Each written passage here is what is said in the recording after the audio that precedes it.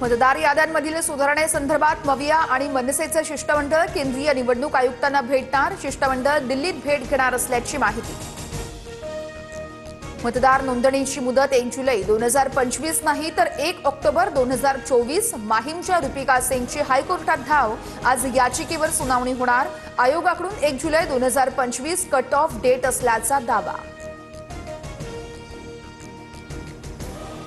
उपमुख्यमंत्री एकनाथ शिंदेंचा उद्या कोल्हापूर दौरा। स्थानिक स्वराज्य संस्थांच्या निवडणुकीच्या पार्श्वभूमीवर शिंदे गटप्रमुखांचा मेळावा घेणार। शेतकऱ्यांच्या खात्यावर 1 लाख आले नाही तर मुख्यमंत्र्यांना उडवून देऊ, प्रशांत पडोलेंचं विधान। तर पडोले ॲक्सिडेंटल खासदार फडणवीसांवर बोलताना विचार करून बोललं पाहिजे, बावनकुळेंची प्रतिक्रिया। नंदुरबारमध्ये भाजप आणि शिवसेनेची युती होणार नाही, माजी खासदार हिना गावित यांची भूमिका।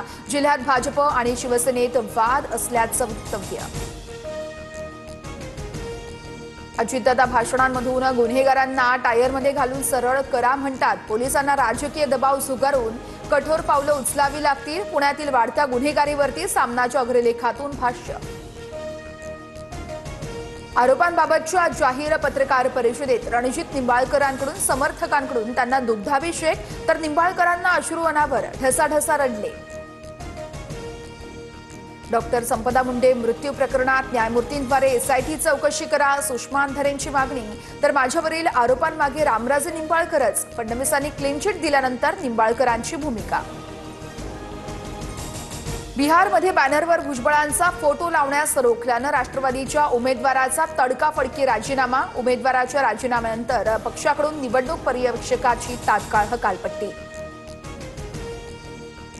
मुंबईतील छत्रपती शिवाजी महाराज आंतरराष्ट्रीय विमानतळावरील धावपट्टी 20 नोव्हेंबरला बंद। पावसाळ्यानंतरच्या देखभालीच्या कामासाठी धावपट्टी बंद ठेवली जाणार।